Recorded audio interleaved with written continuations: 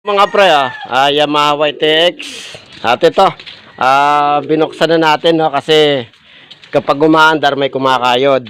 May kumakayod siya mga pre. Ngayon, chinik natin. Yung kanyang clutch housing, walang kalog. Okay naman. Pero ito yung nakita natin. Yung bearing na kanyang, bearing ng likod ng clutch housing. Kung mapapansin nyo, ayan, napakalog. So, yun o. Ayan. Ayan. Kaya mga pre, kaya natin binidyohan to. Wala pa yung may-ari. I-overhaul na natin to. Yun lang ang problema, kaya natin i-overhaul. Pero lahat yan, i-check natin. Alright. Mga pre, ito na yung in-overhaul natin na YTX, Yamaha YTX 125 na. Ito lang sira mga pre. Yan o. Kung napapansin nyo. Yan o. Kalog na kalog na. Yan. Yan lang yung sira niya. Lahat na bearing, chinek ko, okay naman.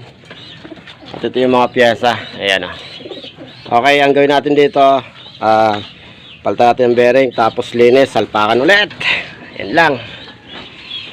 Ito yung kanyang chassis. Okay mga pre, ito na, nabuo natin. At yun nga lang, hindi ko na naipakita sa inyo yung pagbuo kasi nga marami tayong ginawa na. Ayan, nakaminor siya. Sa susunod na may ma-overhaul tayo nito, ipapakita ko sa inyo mga pre kung paano pagkakabit at pagkakasunod-sunod ng mga piyasa.